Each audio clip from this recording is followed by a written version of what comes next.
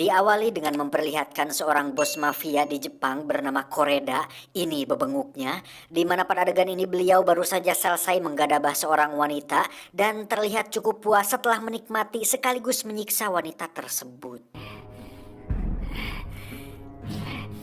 Tak lama Koreda pun mendapat telepon dari orang misterius untuk kemudian dia mendapati semua anak buahnya seketika sudah tewas, dan ketika dia merasa ada sesuatu yang tidak beres, Koreda pun mengambil sebuah shotgun untuk melindungi diri, tapi tiba-tiba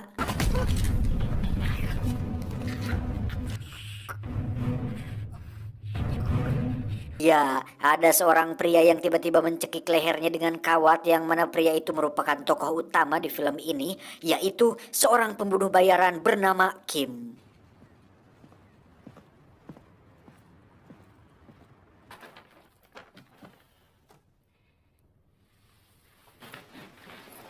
Kim sebenarnya adalah mantan agen rahasia yang memiliki kemampuan membunuh tingkat tinggi dan sudah dilatih sedemikian rupa agar menjadi mesin pembunuh sempurna. Namun karena pemerintah menganggap bahwa program tersebut atau latihan tersebut akan menciptakan sesosok monster, makanya Kim pun ditendang dari badan intelijen tempatnya bekerja, tetapi masih dipekerjakan secara diam-diam oleh beberapa pihak terkait yang masih membutuhkan jasanya tersebut. Faktanya, pembunuhan yang terjadi barusan merupakan pekerjaan terakhir yang Kim lakukan setelah bertahun-tahun menjadi pembunuh bayaran, dan ketika tak ada tempat untuk dituju, Kim pun melihat sebuah lukisan pantai yang terletak di daerah Panama dan berniat untuk tinggal di sana demi menempuh hidup baru yang damai, tentram, asri, gemah ripah, dan lojinawi. Adegan pun beralih ke Bangkok, Thailand, alias lemburnya si Tonija, di mana di situ ada seorang ibu bersama putrinya yang merupakan mantan kekasih dan anak kandung si Kim sendiri. Namun sejak dikeluarkan dari badan intelijen, Kim belum pernah sama sekali bertemu dengan mereka berdua dan tidak pernah mengetahui bahwa dirinya memiliki seorang putri kecil dari wanita yang pernah diopinya dahulu. Dan bertepatan dengan pensiunnya Kim dari pekerjaan kotornya, si ibu pun harus mengalami musibah ketika anaknya diculik oleh seorang wanita Korea yang tinggal di Thailand saat si anak pulang sekolah, di mana si ibu mencoba menghubungi si Kim melalui mantan atasannya dulu, ini bebenguknya. Namun karena si Kim menganggap bahwa itu sudah masa lalu, Kim pun menitip pesan untuk jangan menghubunginya lagi dan katakan bahwa dirinya sudah meninggal. 다시 연락 오거든 그냥 죽었다고 하세요. Si ibu sendiri melaporkan hal ini ke kepolisian Thailand, namun karena sudah banyak sekali kasus penculikan yang terjadi, mereka pun hanya bisa menyebarkan poster orang hilang tanpa bisa memecahkan satu kasus pun. Saat mendapat telepon dari seorang pria yang mengaku telah melihat anaknya, si ibu pun langsung berangkat ke sana tanpa tahu bahwa itu adalah sebuah jebakan.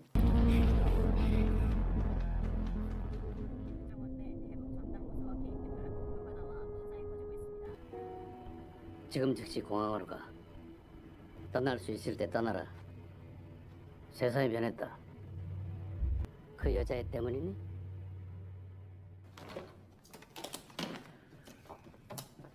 출국하러 가기 전에 잠시 들르는 거야.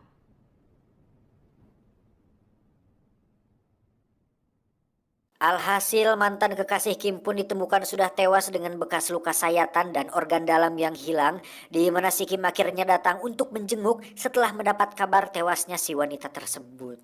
수신이 많이 훼손됐는데.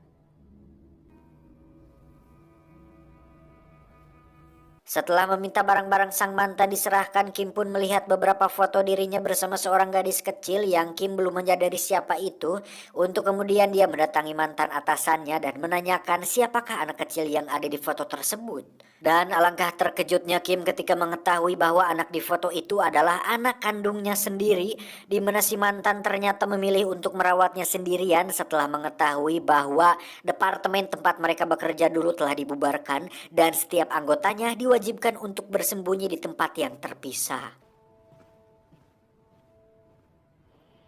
Dan bertepatan dengan nyeseknya kejadian ini, Kim pun mendapat masalah baru ketika klien terakhirnya menelepon bahwa ada orang yang sedang memburu mereka semua, yakni seorang pria bertatonan kejam bernama Ray si Jagal. Ini rarainya. Di mana si Ray ini merupakan adik kandung dari si Koreda alias bos mafia yang tadi Kim bunuh, sehingga si Ray memutuskan untuk membalas dendam dengan memburu semua orang yang terlibat dengan kematian kakaknya tersebut. Si klien yang bertugas hanya sebagai perantara pun menyuruh Kim untuk pergi sejauh mungkin karena perlu diketahui bahwa si Ray merupakan sosok yang sangat berbahaya, di mana dia sering menguliti tubuh korbannya dan membiarkannya mati kehabisan darah. Si klien sendiri memutuskan untuk berberengkas dan pergi sejauh mungkin dari kota tersebut, tapi tiba-tiba iya, si klien pun berhasil ditangkap oleh Ray, yang mana si Ray menginterogasinya secara brutal sehingga si klien terpaksa buka mulut perihal nama dan orang yang telah membunuh Koreda kakaknya, yaitu si Kim. 이것이 나의 반칙이야. Kembali ke si Kim yang meminta berkas-berkas mengenai kehidupan kekasih dan anak kandungnya di Bangkok, yang mana Kim memutuskan untuk pergi ke sana saat itu juga dan bertekad untuk menemukan anaknya yang hilang tersebut. Tanpa dia sadari, si Ray juga berhasil mendapatkan informasi yang sama mengenai masa lalu si Kim bersama mantan atasannya, termasuk putri kecilnya si Ray yang hilang. Dan Ray bertujuan untuk membunuh semua orang yang ada hubungannya dengan si Kim.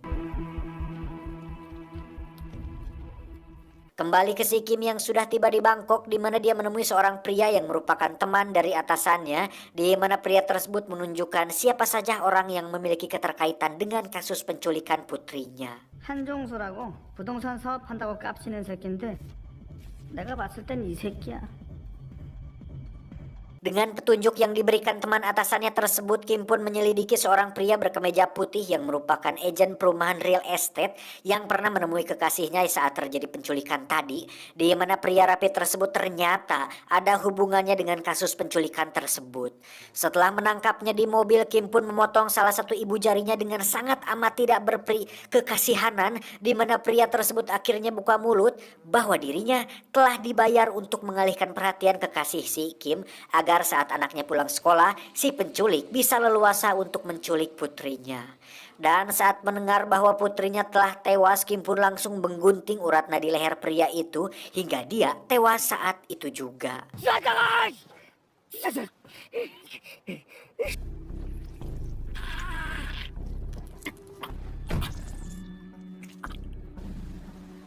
Dan ketika Kim baru saja akan mulai mencari si pelaku, Ray ternyata bergerak lebih cepat dengan lebih dulu berhasil mengetahui wajah dari penculik tersebut, di mana Ray ternyata telah dijebak oleh beberapa preman Thailand di sana. She inside. Go meet her.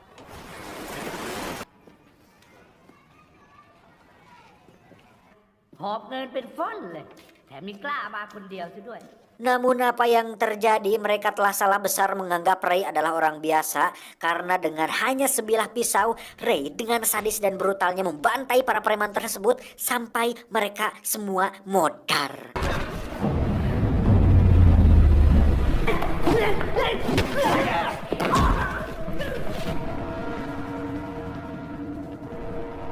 Di saat bersamaan, Kim akhirnya lebih dulu mendapatkan si penculik yang merupakan seorang wanita Korea yang tinggal di Bangkok, di mana wanita itu mengatakan bahwa anaknya ternyata masih hidup dan sekarang sedang dikurung oleh para sindikat perdagangan organ manusia.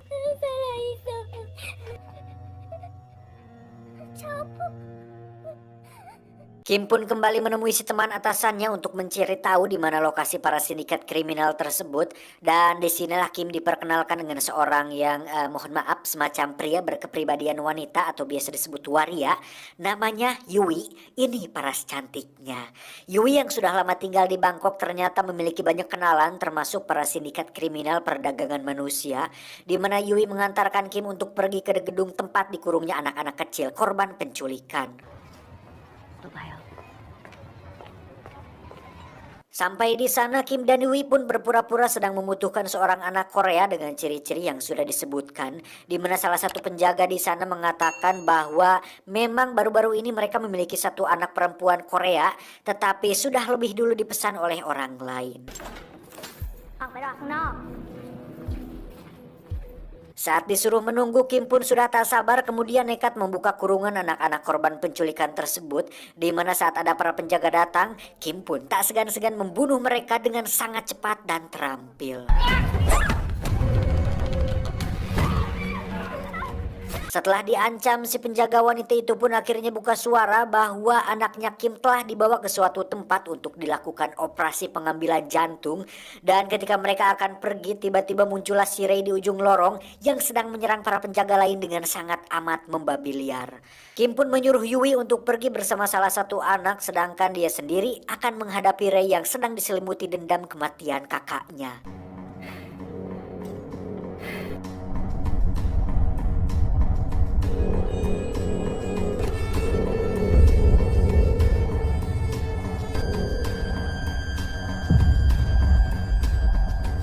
Terjadi pertarungan seimbang antara Ray versus Kim, di mana mereka berdua berkelahi layaknya profesional, tapi tidak sejago Iko Uwais. Tapi Kim berhasil lolos dari si Ray.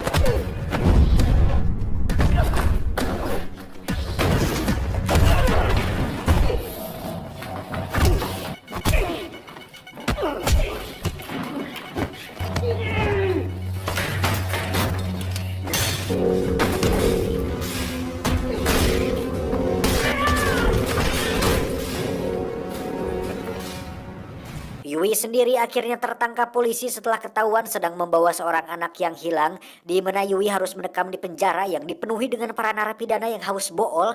Tapi beruntung Yui bisa keluar karena tidak ada bukti yang memberatkannya. Sementara Kim sedang mencari lokasi kemana putrinya dibawa, Ray pun terlihat masuk ke sebuah toko senjata, di mana dia dengan tidak puguh-puguh memukul penjaga toko, kemudian menyuruhnya untuk memanggil para preman yang menguasai daerah tersebut. Dan saat para preman itu datang, Ray terlihat sudah mengikat si penjaga dan merampas beberapa senjata dan granat, kemudian bertanya kepada para preman itu tentang seorang gadis kecil Korea yang baru-baru ini telah diculik. Where did you take the Korean kid? Kembali ke si Kim yang sudah tiba di gedung tempat anaknya dikurung, di mana saat mereka membawanya, Kim pun langsung mengejar mereka. Namun di tengah jalan muncullah si Ray menggunakan bemo dan langsung menyerang mobil si Kim secara membabi liar.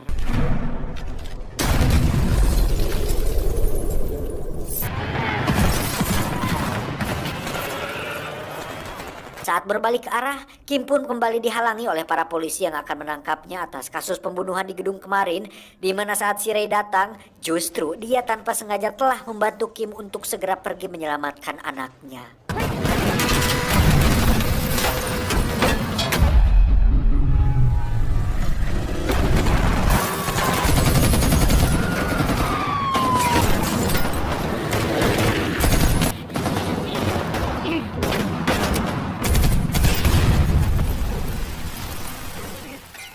Saat Kim berusaha untuk mencegah operasi jantung anaknya, Ray pun tengah digempur habis-habisan oleh pihak kepolisian dan tim SWAT. Namun dengan beberapa granat yang dibawanya, Ray pun berhasil meluluh lantahkan pasukan tersebut sampai benar-benar tak berdaya. Sampai di lokasi operasi, Kim pun dengan cepat menembak para dokter bedah itu, kemudian membawa anaknya keluar dengan selamat dan tinggal di sebuah motel untuk sementara waktu. Di sisi lain, kegaduhan dan keributan yang ditimbulkan ternyata memancing amarah sang bos sindikat kejahatan, di mana saat mereka sedang berdiskusi, muncullah Ray yang dengan polosnya membawa beberapa senjata atau granat di tubuhnya untuk menawarkan kerjasama demi menangkap satu orang pria, yakni si Kim. Why would you want to get him so badly? Tak membuang waktu, Ray dibantu oleh para penjahat itu pun berhasil mendapatkan teman atasannya si Kim, di mana dia disiksa habis-habisan hingga akhirnya buka suara mengenai hotel tempat si Kim menginap sekarang. Kembali ke si Kim yang terlihat sedih melihat kondisi trauma psikologis yang dialami putrinya, yang mana si Kim memutuskan untuk menelpon Yui dan meminta tolong agar mau merawat anaknya setelah semua mimpi buruk ini selesai. Entah apa yang sedang direncanakannya, Kim pun memanggil seorang dokter untuk memeriksa putrinya, di mana dia meminta tolong untuk menjaganya sampai Yui tiba, sementara dia sendiri akan keluar untuk menyelesaikan masalahnya dengan si Ray. Can you stay here just 10 minutes? Please, coming back in 10 minutes exactly. Dan untuk terakhir kalinya, Kim pun duduk di samping putri kecilnya tersebut untuk kemudian dia memeluknya sambil menangis, di mana adegan ini cukup menyentuh hati dan jiwa-jiwa brutal dalam diri saya. Karena sebagai seorang pembunuh bayaran, Kim ternyata masih punya hati nurani untuk menyelamatkan putri semata wayangnya tersebut. Selanjutnya, Kim pun pergi keluar sebentar untuk menemui seseorang yang bisa membawa anaknya pergi dari Bangkok. Di mana saat Kim kembali ke hotel, di situ sudah ada pasukan penjahat yang merupakan anak buahnya si bos gembong kriminal.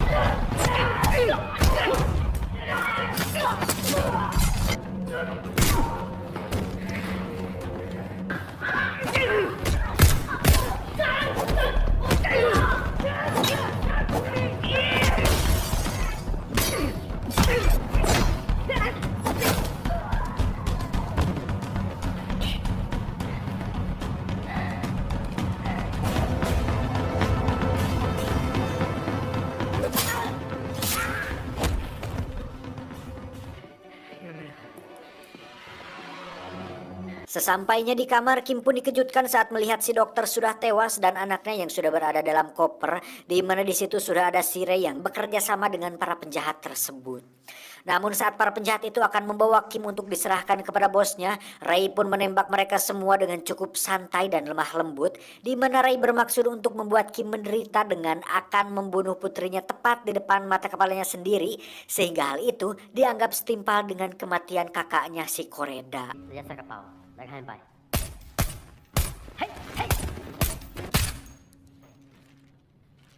Karena tempat ini tidak aman, Ray pun menyuruh 2 orang untuk membawa Kim ke tempat yang telah ditentukan. Sementara Ray sendiri akan membawa koper berisi anaknya si Kim. Namun baru saja akan keluar dari hotel, muncullah Yui yang nekat menabrak mobil berisi si Kim, di mana dia berhasil melepaskan Kim, tetapi anaknya masih berada di mobil yang dikendarai oleh si Ray. Dengan tekad yang ingin menyamai skillnya si John Wick, Kim pun berlari dengan cepat mengambil jalan pintas untuk kemudian menembak dari arah yang berlawanan dan berhasil loncat ke dalam mobilnya si Ray.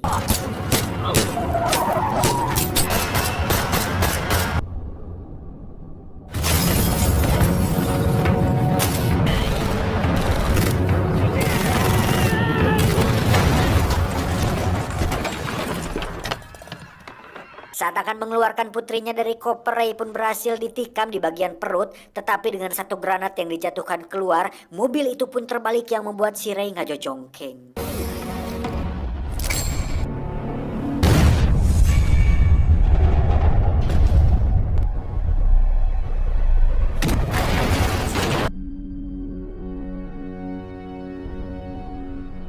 Saat putrinya sudah diselamatkan, muncullah Yui yang langsung mengambilnya. Dan karena Ray terus saja menyerang, akhirnya Kim memutuskan untuk berkorban demi menyelamatkan si buah hati. Dan saat Ray optimis bisa membalaskan dendam kakaknya, di situ dia sudah sangat salah besar. Karena selain Kim adalah tokoh utama di film ini, Kim pun sudah menggenggam secuil granat di tangannya yang membuat mereka berdua meledak.